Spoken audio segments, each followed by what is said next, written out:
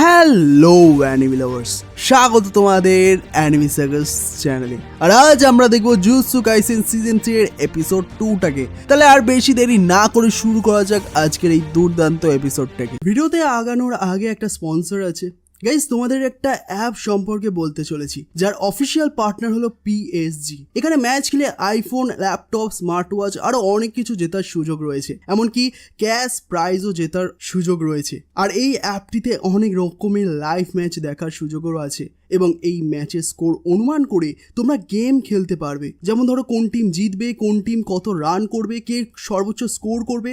এছাড়াও বিভিন্ন ধরনের গেমস রয়েছে, সেগুলো খেলেও তোমরা ইনকাম করে নিতে পারবে। আর হ্যাঁ, রেজিস্ট্রেশন করার সময় আমার প্রোমো কোড anime777 ব্যবহার করুন। আর এটা ব্যবহার করে তোমরা 20,000 টাকা পর্যন্ত পেয়ে যেতে পারো। আর সেই টাকা তোমরা বিকাশ, নগদ, রকেট, পেপাল, ক্রিপ্টো এবং ব্যাংক অ্যাকাউন্টের মাধ্যমেও উইথড্রল করতে পারবে। তাহলে আর দেরি কিসের? পিন কমেন্টের সঙ্গে আমার প্রোমো কোড রয়েছে, সেখানে সাইন আপ করো আর জিতে যাও ক্র্যাশ প্রাইজ। চলো ভিডিওটা শুরু করা যাক।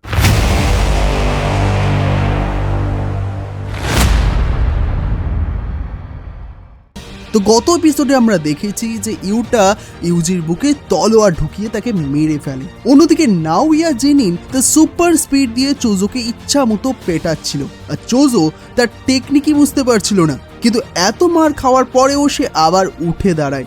নাওইয়া অবাক হয়ে বলে যে তুমি কত একগুঁয়ে, আসলে তুমি কি? তো চোজো গর্বের সাথে উত্তর দেয় যে আমি 10 ভাইয়ের বড় ভাই। তো চোজো এবার ফ্লোয়িং রেড স্কেল টেকনিক ব্যবহার করে নিজের চোখকে শক্তিশালী করে তোলে, যাতে সে নাওইয়ার গতিবিধি দেখতে পায়। আর নাওইয়া আবার আক্রমণ করতে এলে চোজো তাকে প্রায় ধরে ফেলেছিল, কিন্তু নাওইয়া চোজোর পেটে ছুরি ঢুকিয়ে দেয়। আর নাওইয়া বলে যে তুমি বড্ড বেশি একগুঁয়ে, তাই বাধ্য হয়ে অস্ত্র ব্যবহার করলাম। তবে অস্ত্রধারী সর্সারারদের আমি একদমই পছন্দ করি না। আর নাওইয়া তার নিজের ভাইদেরও ঘৃণা করে, কারণ তারা তার থেকে দুর্বল। তো চোজো নাওইয়াকে এক গভীর কথা বলে যে বড় ভাই ছোট ভাইদের জন্য রোল মডেল হয়। আমি আজ শক্তিশালী কারণ আমাকে আমার ভাইদের সামনে থাকতে হয়, যাতে তারা ভুল পথে না যায়। তুমি হয়তো আজ এত শক্তিশালী কারণ তোমার বড় ভাইরা দুর্বল ছিল। আর নাওইয়া লক্ষ্য করে যে চোজোর রক্ত চারদিকে ছড়িয়ে পড়েছে, আর সে জানে না যে চোজো একজন ডেথ পেন্টিং ওম, আর সে তার কার্সড এনার্জিকে রক্তে ট্রান্সফর্ম করতে পারে। তাই রক্তক্ষরণে তার মৃত্যু হয় না।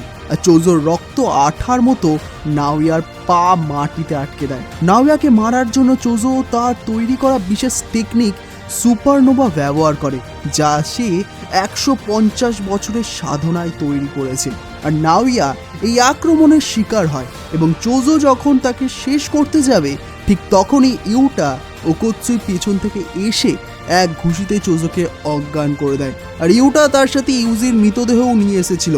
আর চোজোর রক্ত নাওইয়ার শরীরে বিশেষ মতো কাজ করছিল। আর ইউটা নাওইয়াকে একটা শর্ত দেয় যে আমি আমার রিভার্স কার্স টেকনিক দিয়ে তোমাকে ঠিক করে দিতে পারি, কিন্তু বদলে তোমাকে হায়ার আপসদের গিয়ে বলতে হবে যে আমি ইউজিকে মেরে ফেলেছি।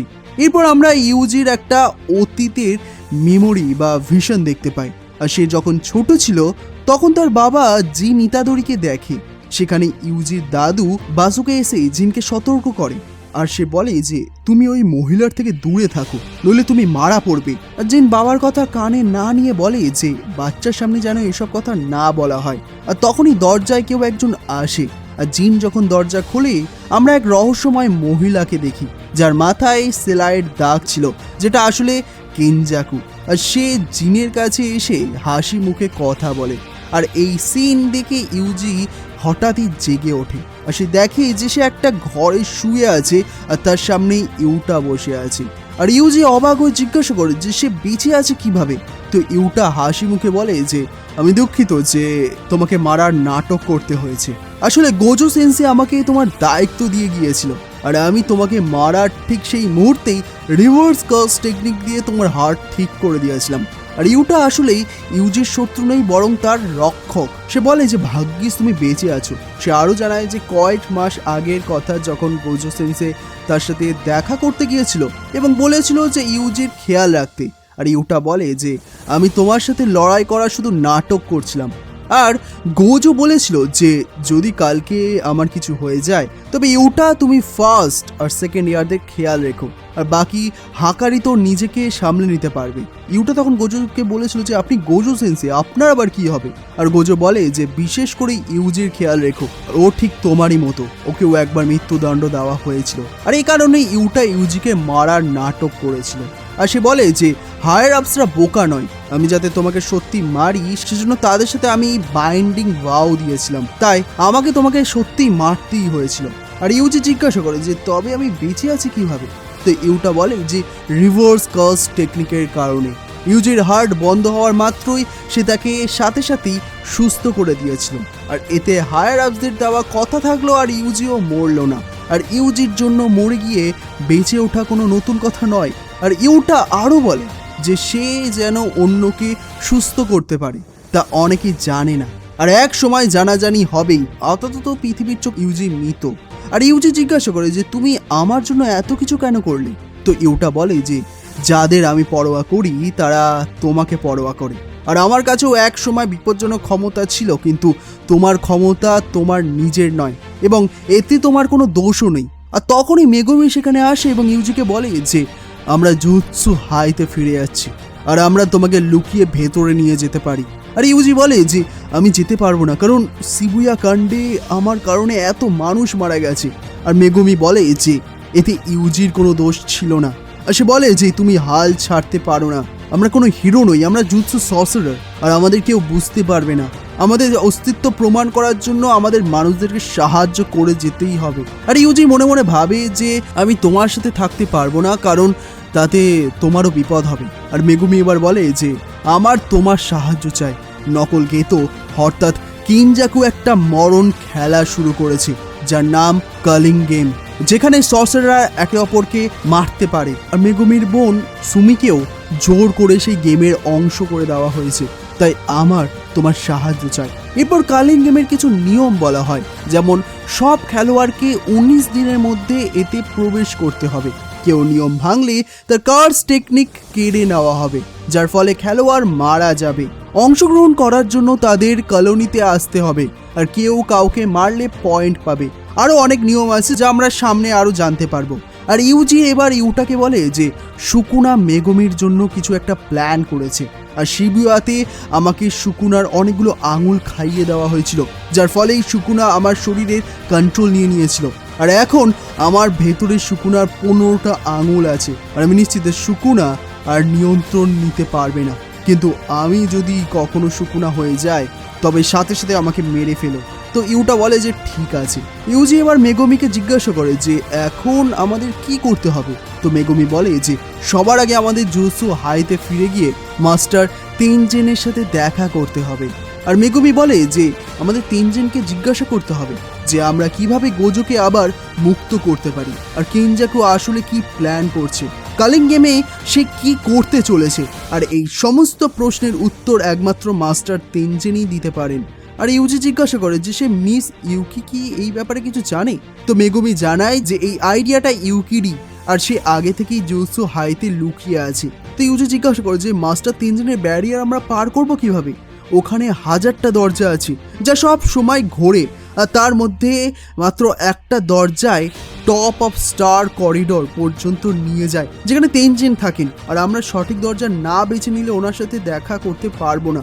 তো এরপর ইউজি মেগুমিকে জিজ্ঞাসা করে যে নোবারার কি হলো, ও ঠিক আছে তো? তো মেগুমি কোনো কথাই বলে না এবং মাথা নিচু করে নেয়, অর্থাৎ নোবারা আর এই পৃথিবীতে নেই।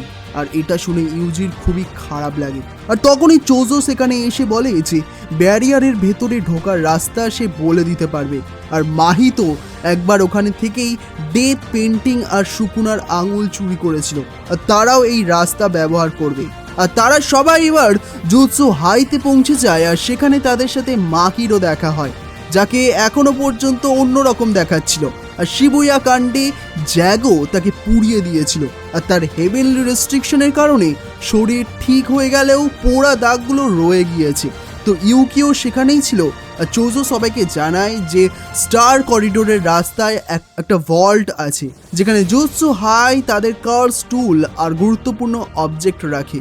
আর ওই ভল্টেরই চোজোর বাকি 6 ভাইয়ের ডেথ পেন্টিং রাখা আছে।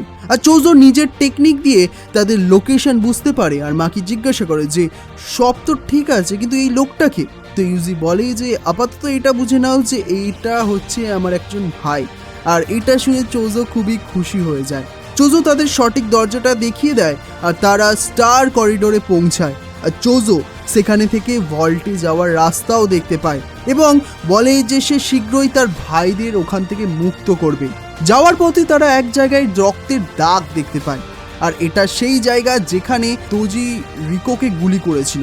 ইউকি জানায় যে 12 বছর আগে এখানে একটা কাণ্ড হয়েছিল এবং বলা যেতে পারে যে সব গন্ডগোল ওখান থেকেই শুরু হয়েছে। আর তারা সবাই মেন হলে প্রবেশ করে, কিন্তু সেখানে আলো ছাড়া আর কিছুই ছিল না।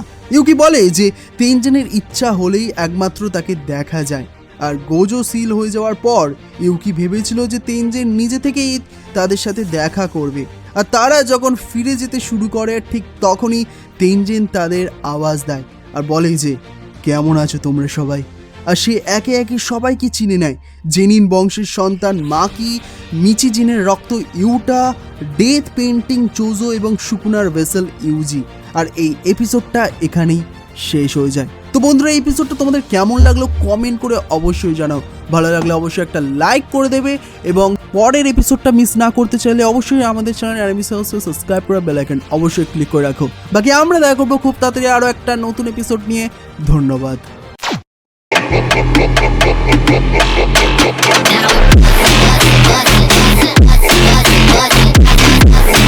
Now